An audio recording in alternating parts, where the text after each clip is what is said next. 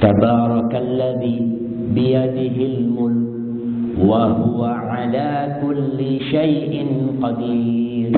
Allah itu berkuasa atas segala sesuatu.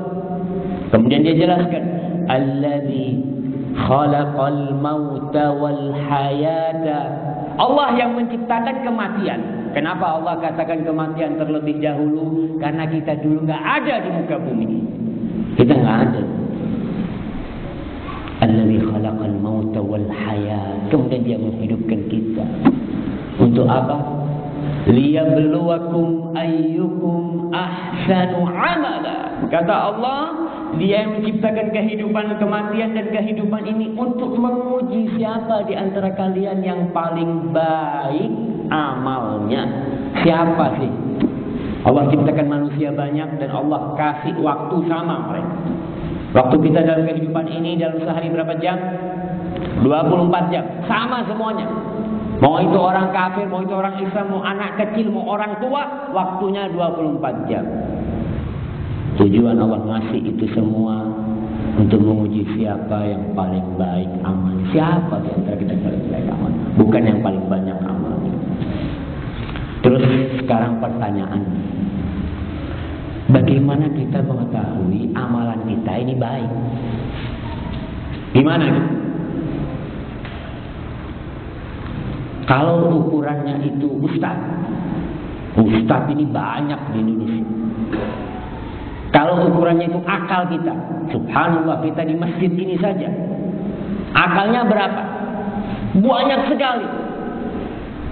Tapi ternyata Allah Jalla Jalla tidak membiarkan kita kebingungan untuk mencari standar kebaikan itu. Enggak. Allah tahu kalau diserahkan kepada akal akan bertengkar tetangga sama tetangganya. Jangan ngomong ini kan baik. Kata tetangga itu menurut kamu baik, menurut saya nggak baik. Ya sudah, akan terjadi keributan di dunia ini yang tidak pernah dapat diselesaikan. Tapi Allah Jalla Jalla tatkala menurunkan Adam alaihissalam dari surga, Allah turunkan setelah dimasukkan surga, Allah turunkan karena sebab dosanya. Allah mengatakan Adam, Hawa dan Iblis, qulna bitu minha jami'a. Kalian semua turun dari surga. Kemudian Allah mengatakan fa imma ya'tiyannakum minni huda. Kemudian jika datang petunjuk kepadamu dari aku, kata Allah. Kalau datang petunjuk kepadamu dari aku, faman ittaba'a hudaya fala khaufun 'alaihim wala hum yahzanun. Barang siapa yang mengikuti petunjukku, kata Allah, maka ini orang-orang yang tidak akan takut dan mereka tidak akan khawatir dalam hidupnya. Syaratnya ikut petunjukku. Jadi Allah menurunkan petunjuk bersama turunnya Adam alaihissalam. Kemudian walladzina kafaru wa kadzdzabu biayatina ulaika ashabun nari hum fiha khalidun. Orang-orang yang kufur, yang tidak mau mengikuti petunjuk yang Allah turunkan, maka mereka akan menjadi penghuni neraka dan mereka kekal di dalamnya. Sekali lagi, ukuran kebaikan itu adalah petunjuk yang Allah turunkan. Dimulai dengan Nabi Adam alaihissalam. Nabi Adam diutus dengan petunjuk Allah Subhanahu wa taala. Kemudian dilanjutkan oleh Nabi Nuh sebagai rasul yang pertama. Terus ya bersambung ke Nabi Ibrahim alaihissalam. Semua bawa petunjuk dari Allah Subhanahu wa taala. Kemudian Nabi siapa habis Nabi Ibrahim? Nabi siapa? Nabi Ismail. Terus setelah Nabi Ismail Nabi siapa? Ishak. Terus Yakub, Yusuf. Ya teruslah sampai berakhir ke Nabi kita Muhammad sallallahu alaihi wasallam. Hidayah yang dibawa sejak zamannya Nabi Adam alaihissalam sampai Nabi Muhammad itu namanya Islam. Islam. Semua agama para nabi itu Islam. Karena Allah memang menyatakan bahwasanya agama yang diridhoi di sisi Allah itu cuma Islam. Innad dina 'indallahi Islam. Itu petunjuk yang dibawa oleh para nabi itu. Para jamaah ketika kita membaca sejarah, Allah Subhanahu wa ta'ala menurunkan hidayah bersama para utusannya. Mulai kita lihat ada Taurat bersama Nabi Musa alaihissalam, kemudian Zabur Nabi Daud alaihissalam, kemudian Injil bersama Nabi Isa alaihissalam, dan yang terakhir Al-Quran Karim bersama Nabi kita Muhammad SAW. Ini menunjukkan bahwa hidayah-hidayah yang Allah turunkan itu butuh penjelasan. Allah tidak menurunkan Al-Quran ada di sebuah bukit, kemudian orang, oh nemu Quran, ini petunjuk dari Allah. Tidak, Allah turunkan bersama Rasul-Rasulnya, agar para Rasulullah itu menjelaskan kepada umatnya tentang hidayah yang Allah turunkan, supaya orang itu tidak salah tafsir. Ini Quran kalau dibiarkan semua orang menafsirkan di masjid ini, insya Allah Alif Lam Mim itu ada 1000 penafsiran. Menurut saya, menurut kamu. Ya sudah, ini karena ada 10 menurut, ya alhamdulillah, semuanya menurut. Tidak, Allah tidak membiarkan umat dalam kebingungannya. Setelah Allah turunkan hidayahnya, Allah kasih penjelasan lagi. Ma'asyiral muslimin rahimakumullah, ini baru muqaddimah ya. Baru muqaddimah kita. Saya akan ringkaskan muqaddimah tadi, kita belum masuk ke kajian kita. Insyaallah waktu saya katanya 1 jam dari sekarang tadi takmirnya. Iya, poin-poin yang penting dari tadi pembahasan supaya bisa menangkaplah. Yang pertama, ingat hidup di dunia ini tidak abadi. Ya, kita tidak akan selamanya di dunia ini. Entah tinggal berapa tahun lagi. Ada yang sudah umurnya 60 tahun di sini? Ada kayaknya. Kata Rasul sallallahu alaihi wasallam, a'maru ummati baina 60 wa 70. Kata Nabi, umur umatku itu antara 60 sampai 70. Jadi yang umurnya sudah 60 70 ini siap-siaplah, gitu kan? Antara 60 sampai 70. Wa qalilun man yujawizu dzalik. Sedikit yang lewat dari 60 70. Kita lihatlah orang-orang yang umurnya sampai 80 ya, sampai 90 itu jarang banget. Maka yang sudah 60 siap-siaplah tobat, gitu kan. Astagfirullah, kayak saya ini sudah bau kuburan gitu mungkin. Kalau sudah 60 70. Tapi saya doakan di sini kalau ada yang umurnya 60 70, mudah-mudahan termasuk yang sedikit tadi, yang lebih umurnya, sehingga bisa tambah amalnya kepada Allah Subhanahu wa taala. Jadi satu, kita nggak abadi, kita sebentar di dunia. Yang kedua, tujuan dilahirkannya kita di dunia ini adalah mengabdi kepada Allah. Ingat, apapun posisi kita, mau jadi takmir masjid, mau jadi presiden, mau jadi pegawai, mau jadi direktur, mau jadi bapak, mau jadi anak, posisi yang tidak akan pernah bergeser dari dia adalah Abdullah, hambanya Allah kau. Kau walaupun jadi gubernur, ingat kau tetap hambanya Allah. Kau harus taat sama Allah, kau harus mengabdi sama Allah. Dan Allah menciptakanmu untuk mengabdi kepada Dia, bukan kepada siapa-siapa. Yang ketiga, tujuan diciptakannya kematian dan kehidupan ini adalah untuk menguji siapa di antara kita yang paling baik amal. Bukan banyak-banyakan amal. Nggak ada kotak sedekah di sini. Hah? Ada di luar sana. Kau sedekah tadi berapa? Wah, aku 100.000. Kau 100.000, aku 2 juta kata dia. Bukan banyak-banyakan, tapi baik-baikan. Mana yang paling baik? 100.000 sama 200.000. Kalau banyakan 2 juta, 100.000 sama 2 juta. Banyakan 2 juta, tapi lebih baik mana nggak tahu kita. Itu ada aturannya untuk mengetahui kebaikan itu. Keempat, standar atau ukuran kebaikan dan kebenaran itu, yang baik itu, bagaimana kita mengukur yang baik tadi, adalah hidayah yang Allah turunkan kepada para nabi, yang ditutup dengan nabi kita Muhammad sallallahu alaihi wasallam. Itu ditutup. Jadi kalau kamu mau cari hidayah, jangan cari di Taurat. Oh, ini kan juga kitabullah. Itu kitabullah. Tapi dengan Nabi Muhammad SAW sudah ditutup. Yang kelima, untuk memahami hidayah yang Allah turunkan ini dengan benar, kita butuh, untuk memahami Islam yang diturunkan, kita butuh praktek Islam dari Nabi kita Muhammad SAW. Gimana sih? Di Al-Quran memang disebutkan wa aqimus sholat. Oh, Allah perintahkan kita sholat. Allahu Akbar. Sholat subuh. Berapa rakaat sholat subuh? 7 rakaat kata dia. Kenapa Allah suruh kita sholat? Ya ana sholat. Ana 7 rakaat capek ya berhenti. Dia ngomong kenapa? Ya suruh sholat.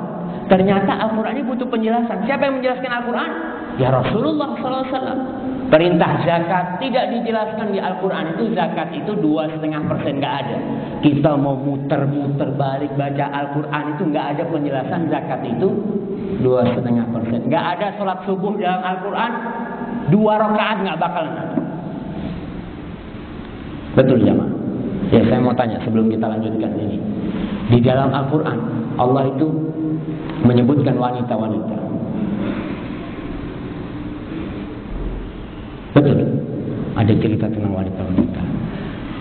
Sebutkan buat saya. Nama wanita di dalam Al-Quran selain Maryam, ibunda Nabi Isa AS. InsyaAllah saya kasih hadiah umroh bareng saya. Jangan, biar nggak ngantuk lah. Berangkat umroh, InsyaAllah saya mau berangkat Syawal nanti. Berangkat sama saya. Sebutkan satu nama wanita selain Maryam di dalam Al-Quran. Satu aja, nggak usah banyak-banyak. Siapa? Oh ibu-ibu yang tahu. Silakan ibu. Kita dengarkan ibu-ibu dulu. Siapa? Satu yang jawab. Umrohnya 1 orang ini. Jangan banyak-banyak. Iya, siapa?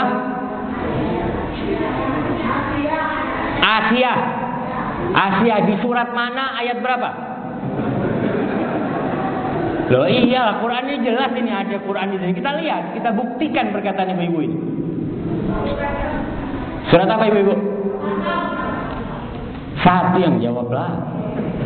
Surat apa? Surat apa katanya? At-Tahrim. Saya lihat ya At-Tahrim. Sebentar.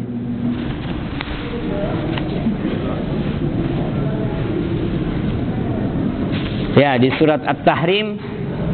Di surat At-Tahrim ayat 10. Iya. Ayat 11. Wa daraballahu masalan lil ladzina amanu imra'ata fir'aun.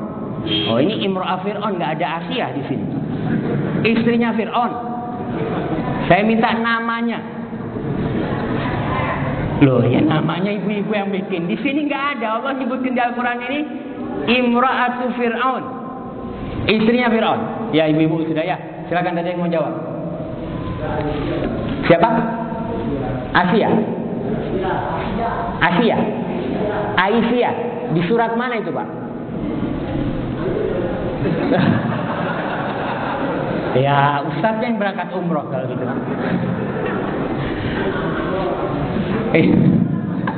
Iya, ibu-ibu, bapak-bapak ya, nggak ada. Tidak ada. Di Al-Quran itu tidak ada wanita yang disebutkan namanya kecuali Maryam. Jadi nggak bakalan kita ketemu. Ya, ingat nggak ada. Jadi nggak ada yang berangkat umroh kalau gitu. Kita lanjutkan. Ya, jadi Al-Quran yang kelima ini ya. Hidayah yang Allah turunkan ini, yang kita lihat namanya Al-Quranul Karim, dia membutuhkan praktek dari Nabi kita Muhammad SAW. Gimana sih Nabi itu mempraktekkan Al-Quran? Dan Allah Jalla Jalla mengatakan, wa anzalna ilaika dzikra litubayyana lin-nasi ma nuzila ilaihim. Dan kami turunkan kepadamu az-zikr, Al-Quran ini, agar engkau menjelaskan kepada manusia, apa yang diturunkan kepada mereka. Wa la'allahum yatafakkarun, dan agar orang-orang itu berpikir. Jadi Al-Quran ini tidak cukup. Maksudnya tidak cukup. Allah Subhanahu wa ta'ala untuk memahami Al-Quran itu lewat Nabi Muhammad SAW. Ada sekarang satu sekte yang menyebut dirinya Qur'aniyin. Kita pengikut Al-Quran. Nggak ikut sunnah, enggak. Karena sunnah itu ada yang palsu, ada yang doif. Kita ikut Al-Quran. Terus Bapak sholat duhur kok 4 rakaat? Ya, gimana 4 rakaat ya? Coba tunjukkan di Al-Quran. Nggak dapat dia. Akhirnya nggak bakal sholat dia. Nggak bakalan sholat. Mereka mengatakan Qur'aniyin, ikut Quran saja. nggak ikut sunnah, nggak bakalan dapat sholat. Karena Allah tidak menjelaskan gimana sholat itu. Ada duduknya, ada atahiyatnya, nggak bakalan ada di Al-Quran. Karena itu dijelaskan oleh Rasulullah SAW. Kemudian Allah juga mengatakan dalam surat An-Nahl ayat 64. Dia mengatakan, wa ma anzalna 'alaikal kitaba illa litubayyana lahumul ladzi ikhtalafu fihi wa hudan wa rahmatan liqaumin yu'minun. Dan kami tidak menurunkan kepadamu Alkitab, yakni Al-Quran, melainkan agar kamu dapat menjelaskan kepada mereka dengan Al-Quran itu apa yang mereka perselisihkan. Maka di sini Rasul Shallallahu Alaihi Wasallam adalah penjelas untuk Al-Quran Karim. Dan sudah disebutkan dalam Al-Quran, ati'ullah wa ati'ur rasul. Taatin Rasulnya, bukan siapa-siapa. Yang keenam, satu-satunya agama, ini dari poin-poin tadi yang kita bicarakan, satu-satunya agama yang diterima di sisi Allah adalah agama Islam. Islamnya siapa? Islamnya Nabi Muhammad SAW. Karena dengan beliau selesai. Agama Islam ini, semuanya Islam di sini? Jamaah, dia saat ke masjid. Enggak ada orang-orang non-Muslim kadang-kala masuk masjid lah. Agama Islam ini memiliki 3 kriteria. Coba kita pahami, kita hayati sehingga kita tahu sama agama kita. Karena kebanyakan dari kita ini Islamnya keturunan. Alhamdulillah, itu nikmat dari Allah. Bapaknya Islam, anaknya Islam. Bapaknya nggak sholat, anaknya nggak sholat. Islam, ini KTP saya Ustaz. Coba lihat Ustaz. Islam tadi. Sholat? Oh enggak, bapak saya nggak ngajarin saya sholat. Itu terjadi dalam artian Islamnya kita ini keturunan. Bapaknya maling, anaknya ya maling loh. Masa kita mau menyelisihi bapak kita, kata dia. Kita banyak nggak ngerti sama agama kita. Banyak. Jumlah umat Islam ini berapa? 200 juta di Indonesia. Tapi yang ngerti sama agamanya berapa persen? Wallahu a'lam, nggak tahu gitu. Tapi kalau orang kafir masuk Islam, masya Allah, biasanya dia akan mempelajari agama Islam. Dia tahu, oh Islam itu kayak gini. Makanya saya di Madinah itu punya teman-teman dari Eropa yang baru masuk Islam, masya Allah ya. Jenggotnya panjang-panjang, sudah hafal Quran. Saya tanya, kamu hafal Quran berapa? Sudah 13 juz. Lu, ini baru masuk Islam 3 tahun sudah hafal 13 juz. Kita sudah 50 tahun Islam. Ya, qul huwallahu ahad, qul a'udzu birabbil falaq, qul rabbin nas. Alhamdulillah. Ya, jadi kriteria Islam ini yang pertama, agama Islam itu akan tetap eksis di muka bumi ini sampai hari kiamat. Agama Islam itu akan tetap eksis di muka bumi ini sampai hari kiamat. Karena Rasul adalah penutupnya para nabi. Enggak ada nabi lagi nanti. Selesai. Allah SWT mengatakan, "Ma kana Muhammadun aba ahadin min rijalikum walakin Rasulullah wa khataman nabiyyin." Muhammad SAW itu sekali-kali bukanlah bapak dari seorang lelaki di antara kalian, tetapi beliau adalah Rasulullah dan penutupnya para nabi. Jadi agama ini akan tetap ada. Dan Rasul SAW sudah menginformasikan kepada kita bahwasanya agama ini akan tetap ada sampai bangkitnya kiamat. Beliau mengatakan dalam hadis yang diriwayatkan oleh Imam Bukhari dan Muslim, kata beliau, "Walan tazala hadhihi ummah qa'imatan ala amrillah, la yadurruhum man khalafahum hatta ya'tiya amrullah." Dan umat ini akan tetap eksis berdiri di atas perintah Allah Subhanahu wa taala, tidak akan membahayakan mereka orang-orang yang menyelisihi mereka sampai datang itu kiamat. Jadi di dunia ini Islam itu akan tetap eksis, tapi di Indonesia tidak ada jaminan Islam akan tetap ada, nggak ada. Kita di Bekasi, nggak ada jaminan Islam di Bekasi ini tetap ada, nggak ada.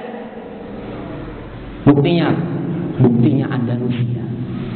Ada yang kenal sama Andalusia? Di mana Andalusia? Spanyol dan Portugal, ya. Bukan hanya Spanyol. Spanyol dan Portugal.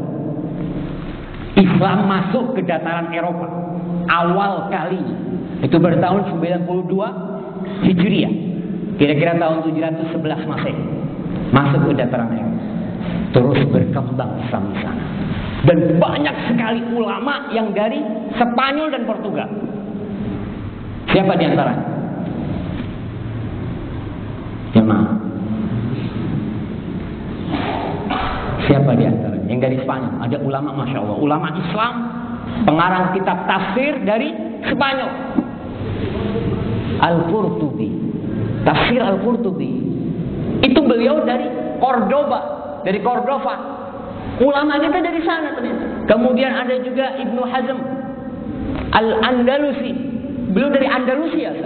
Banyak sekali. Islam bercokol di sana selama 800 tahun lebih. Ada di dataran Eropa. Kemudian setelah itu hilang sama sekali. Nggak ada Islam di sana. Baru-baru aja Islam masuk ke Andalusia. Ya kira-kira sekarang katanya jumlah umat Islam di Spanyol dan Portugal itu ya kurang lebih cuma 100.000. Padahal 800 tahun berada di dataran Eropa. Kita bisa bayangkan berapa generasi Islam 800 tahun itu. Kalau umurnya umat Muhammad itu 60-70. Berapa generasi? 11? 15? 12? 13 generasi Islam di sana sekarang habis sama sekali. Kita nggak dapat menemukan kuburan ulama Islam itu habis. Hilang Islam di sana sama sekali hilang. Masjid-masjid tempat azan dikumandangkan nggak ada. Madrasah yang mencetak ulama-ulama besar habis. Di situ ada Valencia. Valencia itu bahasa Arabnya apa? Valencia. Di situ ulama-ulama besar habis. Makanya Islam itu akan tetap eksis di muka bumi ini, tapi nggak ada jaminan di Indonesia akan tetap ada, nggak ada. Bisa jadi suatu hari kalau kita tidak menjaga agama Allah ini, anak cucu kita tidak akan tahu bahwasanya pernah ada masjid Baitul Haq. Hah? Masjid apa? Iya. Mungkin anak, oh ini dulu masjid, oh ternyata sudah jadi apa? Karena nggak ada jaminan. Ingat, nggak ada jaminan. Tapi Islam akan tetap eksis. Itu salah satu kriteria Islam. Kekhususan agama Allah yang Islam ini akan tetap ada sampai hari kiamat. Yang kedua, syariat Islam ini umum. Syariat Islam ini umum untuk semuanya. Untuk bangsa jin dan manusia. Islam itu bukan hanya buat orang Arab. Ya. Oh, orang Arab tentu Islam. Banyak orang Arab yang di Mesir umpamanya kita temui. Itu orang-orang pintar bahasa Arab, agamanya apa? Kristen. Nggak ada pengkhususan Islam untuk bangsa Arab. Sebagaimana ya sebagian orang ini mengatakan apabila ada tradisi-tradisi dari Islam yang dari Timur Tengah, apa dia katakan? Oh, ini tradisi Arab. Kalau Islam datang dari Eropa, oh ini loh Islam moderat. Oh kebalik kayaknya. Islam itu dari Arab. Kalau kita kepingin memahami Islam dari mana? Ya dari tempat asalnya lah.